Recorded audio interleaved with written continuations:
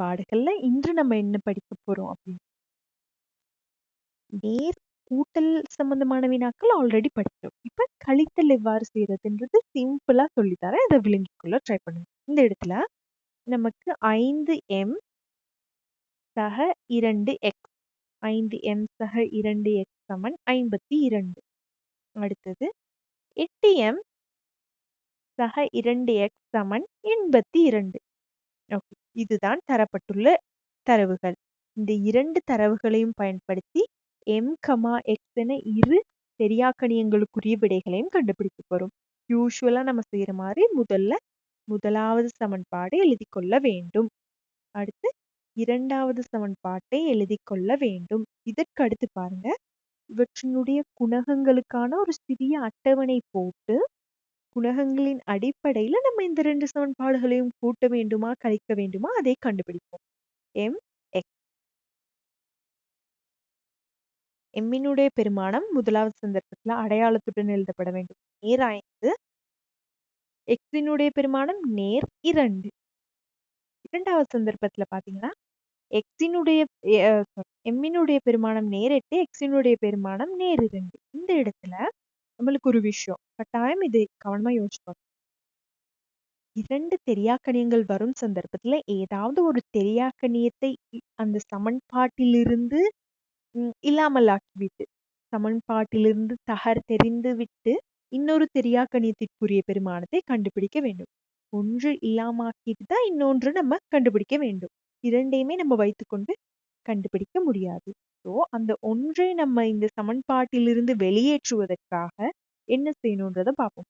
நம்ம 2 சமன்பாடையும் கூட்டும் போது பாருங்க, 8உடன் 5 கூட்டுனா எவ்வளவு வந்துரும்? 13mன்னு வந்துரும். இதே இந்த 2 சமன்பாட்டுல எக்ஸ் பெருமானங்களையும் கூட்டுனா 4xன்னு வரும். பாருங்க, எம்மும் இந்த சமன்பாட்டிலிருந்து வெளியேறவில்லை, எக்ஸும் இந்த சமன்பாடுகளிலிருந்து வெளியேறவில்லை. நமக்கு ஏதாவது ஒன்று வெளியேறப்படும் பட்சத்துல மாத்திரம்தான் மற்ற தெரியாக்கணியத்தை கண்டுபிடிக்கும். ஆகவே இந்த 2 சமன்பாடுகளையும் நம்ம கூட்டும் போது நமக்கு கட்டாயமாக இந்த விடை கிடைக்காது. சரியா? என்ன ஏதாவது ஒரு தெரியாக்கணியத்தை சமன்பாட்டிலிருந்து அகற்ற முடியாது. ஆகவே இந்த இடத்துல நம்ம என்ன செய்ய போறோம் அப்படின்னா சமன்பாடுகளை கழிக்க போகிறோம். 2 சமன்பாட்டிலையும் பாருங்க, யாருக்கு பெரிய நம்பர் இருக்கு? 82 தானே. அதனால இரண்டாவது சமன்பாட்டில் இருந்து முதலாவது சமன்பாட்டை கழிக்க போகிறோம். ஏன் கழிக்கிறோன்றது விளங்கணும். கூட்டணும்னா எந்த ஒரு தெரியாக்கணியும் வெளியே போக மாட்டாங்க தானே. அதனால கழிக்கிறதன் மூலமா தெரியாக்கணியத்தை வெளியே அனுப்ப போகிறோம். இதனால இரண்டாவது சமன்பாட்டில இருந்து முதலாவது கழிப்போம். அப்ப நம்ம பாருங்க, இரண்டாவது சமன்பாட்டுல யார் இருக்கா? 8m சக 2x. இடப்பக்கமாக இருக்கிற பெருமானங்களை முதல்ல தெரிந்து கொள்வோம். 8m சக 2xலிருந்து கழிக்க போகிறோம் இந்த 5m சக 2x. கட்டாயம் பிராக்கெட் போட்டுதான் கழித்தல் செய்ய வேண்டும். 5m சக 2x. இவ்வாறு கழிக்கும் போது இரண்டாவது சமன்பாட்டில இருந்து தானே நம்ம முதலாவது சமன்பாட்டை கழிக்கிறோம். இப்ப 82ல இருந்தா கட்டாயம் 52. எவ்வாறு தீர்மானித்தோம் எந்த சமன்பாடுகளை கழிக்க வேண்டும்னு? பெரிய நம்பர்ல இருந்து சின்ன நம்பரை கழிச்சாதான் நம்மளுக்கு விடை ஈஸியா கண்டுபிடிக்கலாம். அல்லது சிறிய இலக்கத்துல இருந்து பெரிய நம்பரை கழிச்சீங்கன்னா மறையோட நம்ம ஹேண்டில் பண்ண வேண்டி வரும். அதனாலதான் நம்ம 82ல இருந்து 52 கழிக்கிறோம். அந்த ஆர்டர் நீங்க நல்லா ஞாபகம் வச்சுக்கணும். எந்த நம்பர்ல இருந்து எதை கழிக்கிறோம்? ரெண்டாவதுல இருந்து தான் முதலாவதா கழிக்கிறோம். எல்லா சந்தர்ப்பத்திலையும் இந்த மாதிரி இல்லை. இப்ப இந்த வினாவுக்கு இந்த மாதிரி. இப்ப அடுத்த உதாரணத்துக்கு வேற மாதிரி தான் நம்ம செய்ய போறோம். இதற்கு அடுத்து இந்த பிராக்கெட்டை கவனமா விரித்து எழுதணும். 8m சக 2x அவ்வாறே இருக்கும். பாருங்க, அடுத்து வர்ற பிராக்கெட்டை மறையால அகற்றணும். சரியா? மறையால இந்த பிராக்கெட்டில் உள்ள பெருமானங்களை விரித்தணும். மறையால 5m பெருக்குனா மறை 5m. மறையால 2x, மறையால நேர பெருக்குனா மறை, அந்த மாதிரி 2x பெருக்குனா 2x. மறையால நேர் 2x பெருக்குனா மறை 2x. இது சமன் 82லிருந்து 52 கழித்தால் 30. இதற்கு அடுத்து கழித்தல் வேலையை செய்வோம். 8xலிருந்து 8mலிருந்து 5m கழித்தால் 3m மிகுதியாக இருக்கும். ஜஸ்ட் 3m மிகுதியாக இருக்கும். 2xலிருந்து 2x போனால் மிகுதி எதுவுமே இருக்காது, பூஜ்ஜியமாக மாறிவிடும். 2x இருந்தாரு, 2x இல்லாம போயிட்டாரு, அப்ப அது பூஜ்ஜியமாகிரும் தானே. இது சமன் 30. இதற்கடுத்து m சமன் 30னை 3ஆல் வகுக்கும் போது விடை 10. விடை 10. இதற்கு அடுத்தபடியா m சமன் 10 என ஏதாவது ஒரு சமன்பாட்டில் பிரதியிடுவோம். சமன்பாடு ஒன்றில் பிரதியிடல். இந்த வேர்டிங் கட்டாயம் எழுதணும். பிரதியிடல் m சமன் 10 என சமன்பாடு ஒன்றில் பிரதியிடல். ஸோ எம்முக்கு பதிலாக 10 போட்டிங்கன்னா 5 தர m. ஸோ 5 தர 10 சக 2x சமன் 52. 5 தர 10 எவ்வளவு? 50. 50 சக 2x சமன் 52. இதற்கடுத்து மேலும் சுருக்கல் செய்யும் போது 2x சமன் 52லிருந்து 2ஐ கழிக்க வேண்டும். இந்த பக்கமா நேர் 50 இருக்கிறவரை சமன்பாட்டுக்கு எதிர்பக்கமாக கொண்டு செல்லும் போது மறை 50ஆக மாறும். 52லிருந்து 50ஐ கழித்தால் 2. 2x 2 அப்படின்னா x சமன் 2னை 2ஆல் வகுக்கும் போது விடை 1ஆக இருக்கும். இறுதி விடை 1ஆக இருக்கும். ஸோ எல்லாம் முடித்ததுக்கு அப்புறமா m சமன் 10 அண்ட் x சமன் 1 என இந்த மாதிரி ஒரு பாக்ஸுக்குள்ள போட்டு காட்டுவோம். ஏன்னா நம்ம நிறைய இடத்துல நிறைய பகுதியா சுருக்கங்கள் செய்திருக்கோம். இறுதியா அந்த விடையை ஒரு பாக்ஸ்ல போட்டு ரெப்ரசன்ட் பண்ணி காட்டும். திரும்ப சொல்றேன் பாருங்க. இந்த வினா என்ன மாதிரி செய்திருக்கோம்னா ஆரம்பத்துல இருந்து முதல்ல தரப்பட்டுள்ள வினா கூட்டணுமா கழிக்கணுமா அதுதான் நம்ம தீர்மானிக்கணும். அதற்காக அவற்றினுடைய குணகங்களை வைத்து ஒரு அட்டவணை கிரியேட் பண்ணும். இந்த அட்டவணையில யோசிச்சு பாருங்க. ஏதாவது ஒரு தெரியாக்கணியத்தை அகற்றி விட்டுதான் இன்னொன்றை கண்டுபிடிக்க முடியும். கூட்டும் போது 8 5 13 2 2 4 எந்த ஒரு தெரியாக்கணியுமே இந்த சமன்பாட்டிலிருந்து அகற்றப்படாது. அதனால கூட்டல் முறையை நம்ம தெரிவு செய்ய முடியாது. கழித்தல் தான் செய்யணும்.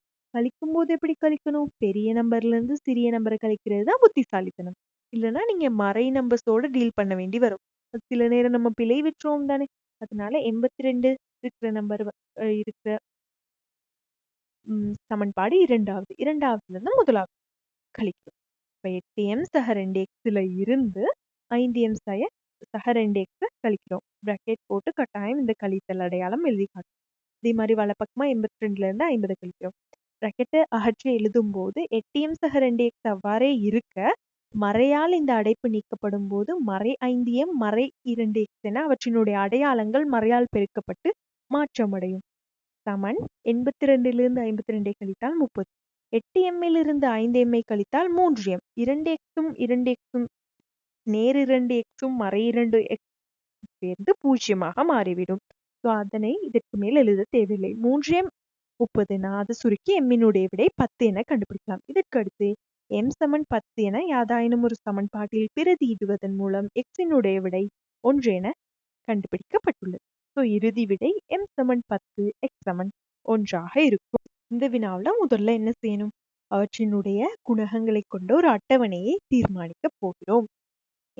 k and l. முதல்ல கேயினுடைய குணகங்கள் நேர் 3 அடையாளத்துடன் எழுதப்பட வேண்டும்.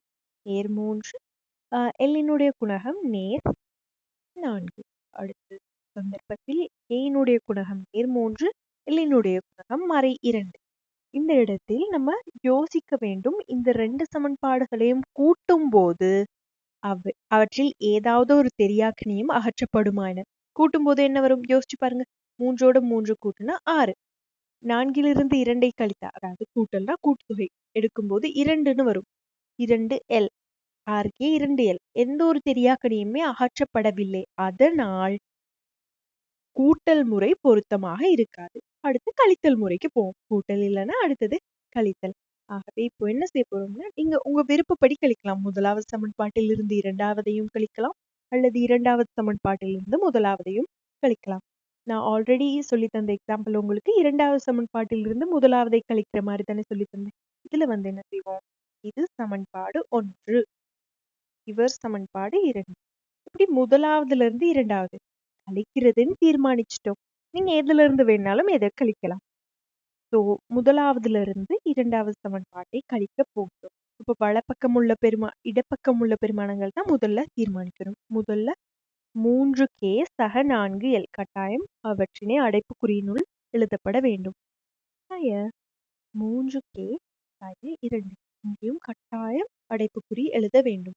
வலப்பக்கமாக உள்ள பெருமானங்கள் இந்த இடத்துல நம்ம விருப்பப்படி 16 பெருசா இருக்கிறாரு, அதனால அவர்ல இருந்து கழிப்போம். அப்படி செய்ய முடியாது. நம்ம ஆல்ரெடி தீர்மானிச்சிட்டோம். முதலாவது சமன்பாட்டில இருந்து இரண்டாவது.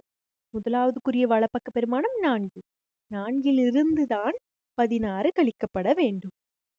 இப்போ நீங்க ஒருவேளை 16 இருந்து தான் 4 கட்டாயம் கழிக்கப்படணும் அப்படின்னு யோசிச்சிருந்தீங்கன்னா, இரண்டாவது சமன்பாடுல இருந்து முதலாவது கழிச்சீங்கன்னா அந்த மெத்தட்ல செய்யலாம். நான் உங்களுக்கு 1 2 கழிக்கிற மெத்தட் சொல்லித்தரேன். பிரித்தெழுதுனது போது 3k சக 4 மறையினால் அடைப்பு விரித்தெழுதும் போது மறையால 3k பெருக்கும் போது மறை 3k. அடுத்ததுதான் முக்கியமானது. மறையால மறை 2l. ஆகவே மறை தரமறை இது நேராக மாறும் 2l. அடுத்து 4 16 கழிக்கும் போது மறை 12. கிளியரா பார்த்துக்கொள்வோம். இன்னொரு முறை மறையால அடைப்பு பிரித்து எழுதும் போது மறை தரமறை நேராக மாற்றமடையும். இது ரொம்பவே முக்கியமான விடயம். அடுத்து 3kயும் சேர்ந்து 0 ஆயிடும். 4l 2l கூட்டினால் 6l சமன் மறை 12. இதிலிருந்து எல்லினுடைய பெருமானம் கண்டுபிடிக்க மறை 12 6ஆல் வகுக்கும் போது எல்லினுடைய பெருமானம் மறை 2 கிடைக்கும். எல்லின் பெருமானம் மறை 2. இறுதியாக எல்லினுடைய பெருமானம் ஆல்வேஸ் நம்மளுக்கு எப்பயுமே விடைகள் நேர்ல தான் வரும் இல்ல. சில நேரம் தசமம், பின்னம், மறை, நேர், சில நேரங்கள்ல 0 கூட வரலாம். எல்லாமே பொருத்தமானதுதான். எல்லாமே இலக்கங்கள் தானே. எல் சமன் மறை 2 என சமன்பாடு 1 முதலாவது சமன்பாட்டில் பிரதியிடும். சமன்பாடு 1 பிரதியிடல் சமன்பாடு 2 என சமன்பாடு 1 பிரதியிடல் 3k அவ்வாறே இருக்க 4உடன் l பெருக்கப்பட்டுள்ளது. 4உடன் மறை 2 பெருக்க வேண்டும். சமன் 4. இப்போ 3k 4உடன் மறை 2 பெருக்கும் போது மறை 8. நேர்த்தர மறை மறை 4 2 8 சமன் 4. இதற்கு அடுத்தபடியாக 3k அவ்வாறே இருக்க கழிக்கப்பட்ட 8 வலப்பக்கமாக போய் கூட்டப்படும். 3kயினுடைய பெருமானம் 12. kயினுடைய பெருமானம் கண்டுபிடிக்க 12 3ஆல் வகுக்க வேண்டும். இறுதி விடை 4 அமையும். kயினுடைய விடை 4. ஆகவே இறுதியாக ஒரு பாக்ஸ்ல இந்த மாதிரி எல்லினுடைய விடை மறை 2, kயினுடைய விடை 4 என அடையாளப்படுத்தி காட்டிக்கொள்ளக்கூடியதாக இருக்கும். இன்னொரு முறை ஆரம்பத்திலிருந்து இந்த வினாவை பார்ப்போம். முதல்ல குணகங்களை எழுதி கொள்ளுங்க. கூட்டும் போது எந்த ஒரு தெரியாக்கணியமும் சமன்பாட்டில் இருந்து அகற்ற முடியாது. அதனால கழிக்கிறோம். இரண்டாவது கழிக்க போறோம்னு தீர்மானிச்சிட்டோம்.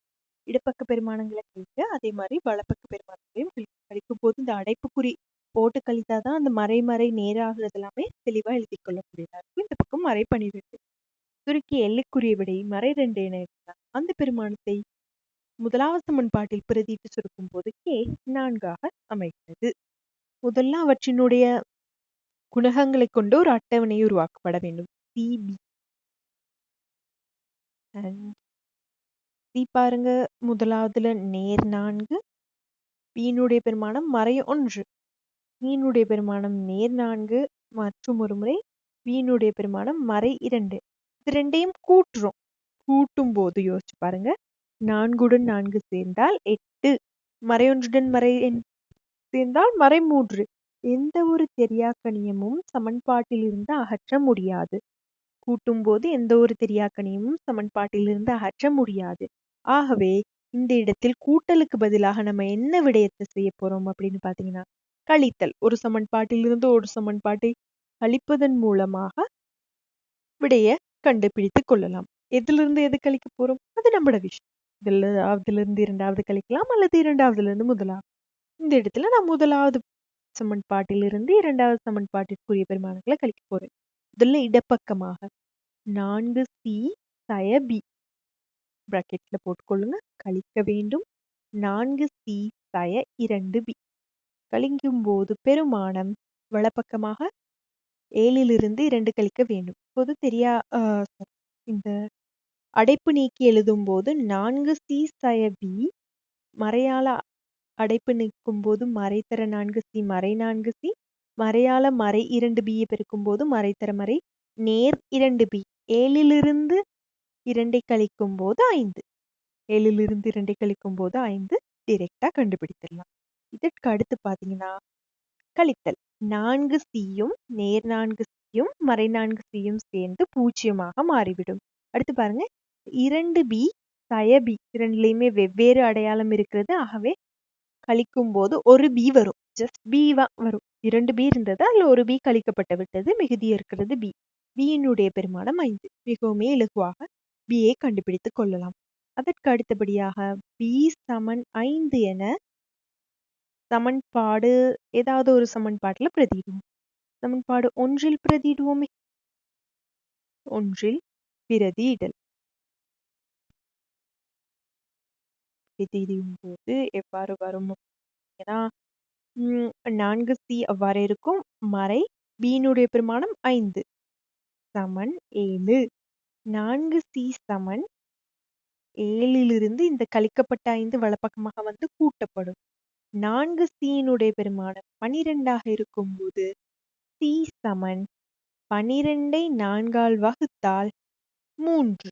cயினுடைய பெருமானம் 3 என இறுதியாக கண்டுபிடிக்கலாம். மற்ற நம்ம ஏற்கனவே படித்த எல்லா வினாக்களையும் விட இது ரொம்பவே சிம்பிளாகவே நீங்க செய்திடலாம்.